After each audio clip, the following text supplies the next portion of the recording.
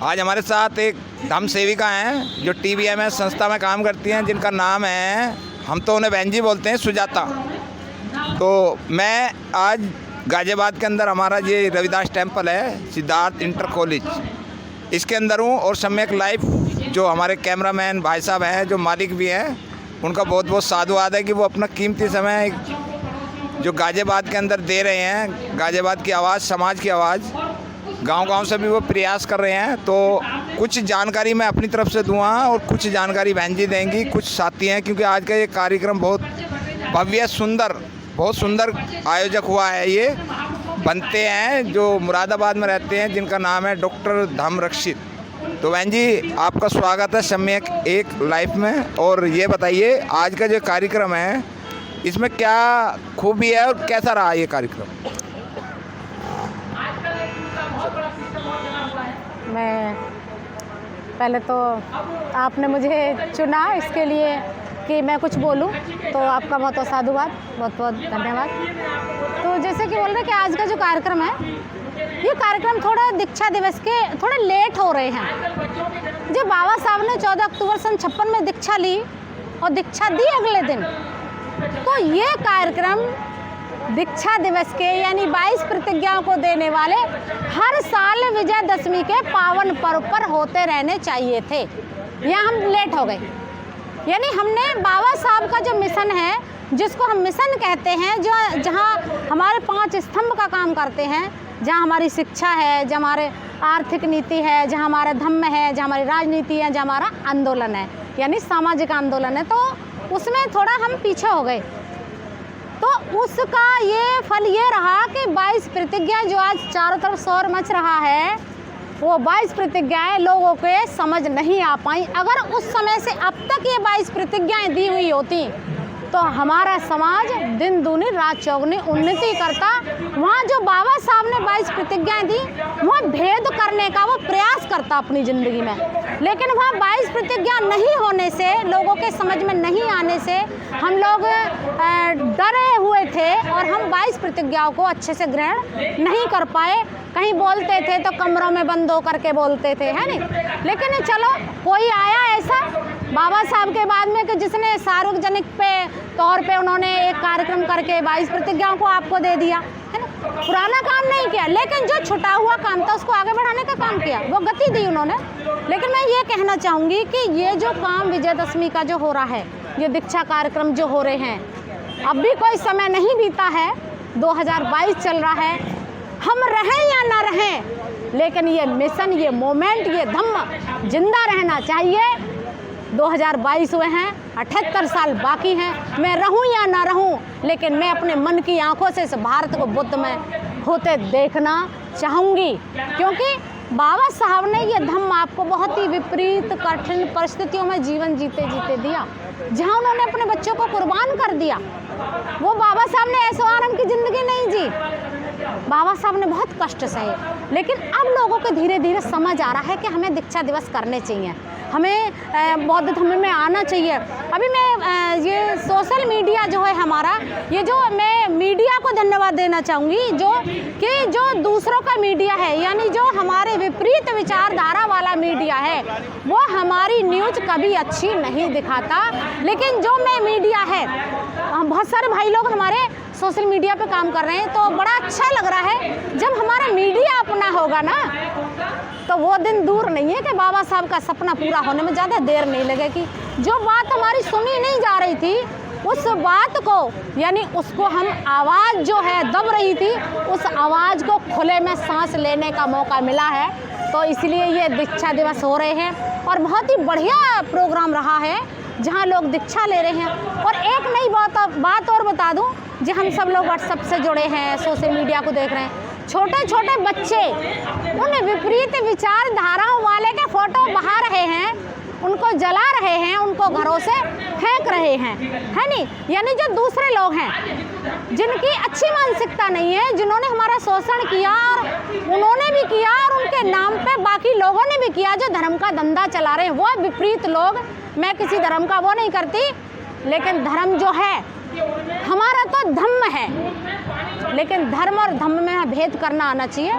तो इसलिए हम तो धम्म के अनुयायी हैं और हम लोग दीक्षा ले रहे हैं, हमारे बच्चे आगे बढ़ रहे हैं, महिलाएं बढ़ चढ़ करके भाग ले रही हैं और महिलाएं इतनी जागरूक हो गई हैं, उन्हें भेद आने लगा है, यानी उनको गलत क्या है सही क्या है वो सब उनको पता लगने लगी है। इसलिए महिलाएं स्वेच्छा से बाबा साहब के आंदोलन में आ रही हैं, दीक्षा कार्यक्रम में आ रही हैं, दीक्षा ले रही हैं और अपने बच्चों को साथ लेकर के आ रही। जब मैं कोई ऐसा कार्यक्रम देखती हूँ तो मुझे बाबा साहब का 14 अक्टूबर सन 56 का वो सीन याद आता है कि उस समय जो हमारी महिलाएं आई थी कैसे कैसे कपड़ों में आ रही थी। श्वेत तो वस्त्र थे लेकिन पैर नंगे थे, तन पे तो लंगोटी थी लेकिन कुर्ता ऊपर नहीं था, बच्चों पे आधे कपड़े थे पूरे कपड़े नहीं थे, उनके पैरों में चप्पल नहीं थी। जब बच्चे जब चल रहे थे पैर जलते थे, बच्चे ऐसे पैर उचका लेते थे, है नहीं। महाराष्ट्र में गर्मी का माहौल ज़्यादा रहता है तो मैं वो सीन देखती हूँ तो मैं अपने मन से कहती हूँ धन्य हो बाबा साहब, आपने जो हमें वो धम्म दिया विजयदशमी के पावन पर्व पर, आज उसका हम रसपान करने लग रहे हैं, हम उसको धीरे धीरे अपने मन में धारण करने लग रहे हैं और वो जो धारण हम कर रहे हैं उसका ही प्रभाव है कि हम इतने सकारात्मक हो गए हैं धम्म को लेकर के। इसलिए हम नेगेटिव प्रचार नहीं करते, हम बाबा साहब की उन सच्ची सच्ची बातों को बताते हैं जिनसे हमारे जीवन में कल्याण हुआ है, जो हमारे जीवन में कल्याण करने वाली मैं बुद्ध हमारे आदर्श, बाबा साहब हमारे आदर्श, लेकिन जो पीछे गलतियां हुई हमसे, लेकिन अब उन गलतियों में हमारी आने वाली पीढ़ी सुधार करने जा रही है और वो ऐसे आंदोलन करके दीक्षा दिवस करके और एक नया संदेश देना चाहती है कि हम इस देश के शासक हैं और एक दिन वो आएगा कि हम इस देश के शासक दोबारा बनेंगे। बाबा साहब ने जो मिशन आंदोलन आपको दिया है वो बहुत ही सकारात्मक विचारधारा वाला दिया है। अगर आप वहाँ पॉजिटिव हो तो ये समझो कि ये पूरा वातावरण आपने धम्म के रूप में पॉजिटिव कर दोगे और वो जो धम्म का प्रभाव है वो एक धारा की तरह बहेगा और जब वो धारा बहेगी तो उसमें इस भारत ही नहीं विश्व का हर व्यक्ति उस धम्म से जुड़ेगा, क्योंकि ये जो धम्म जो है ये शुरुआत में कल्याणकारी है, मध्य में कल्याणकारी है और अंत में भी कल्याणकारी है। तो इसलिए हमें डरना नहीं और हमें धम्म क्रांति करनी है।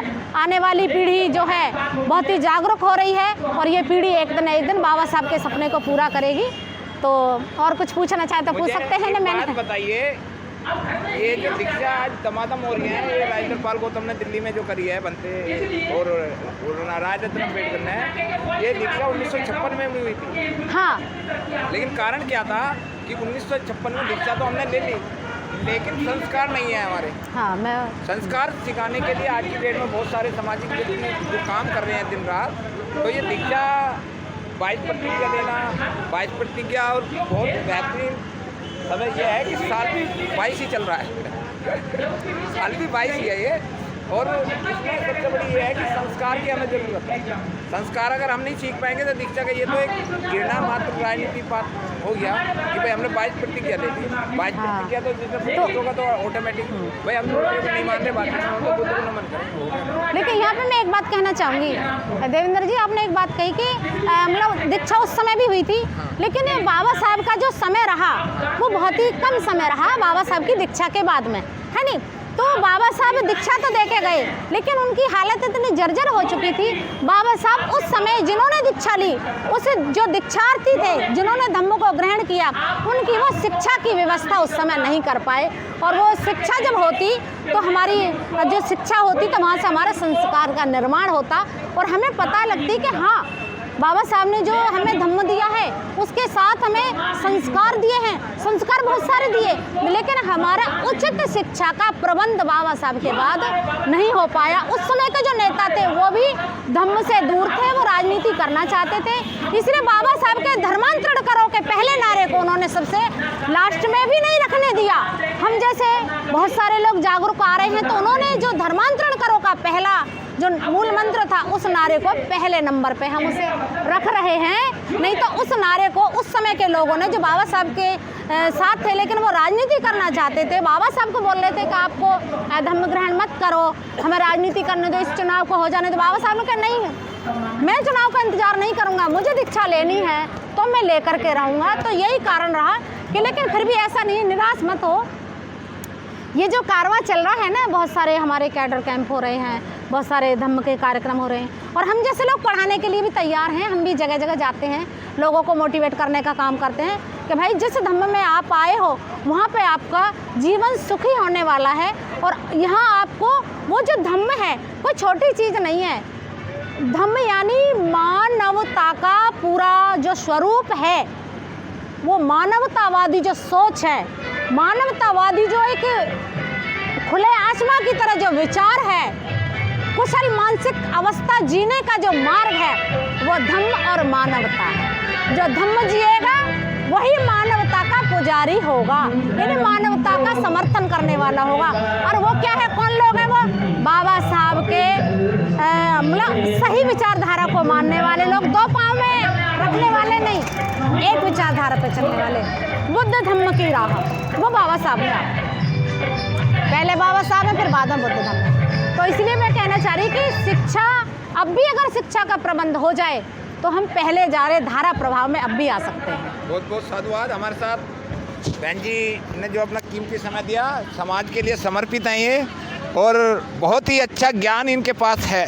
क्योंकि गाजियाबाद के अंदर जितने भी महिला वक्ता हैं, महिला वक्ता, उनमें सबसे श्रेष्ठ नाम आता है। कारण थोड़ा सा गरीबी का रह चुका है नहीं, तो ये थोड़ा सा कारण रहा है, लेकिन ज्ञान हकीकत में अपार है इनके पास।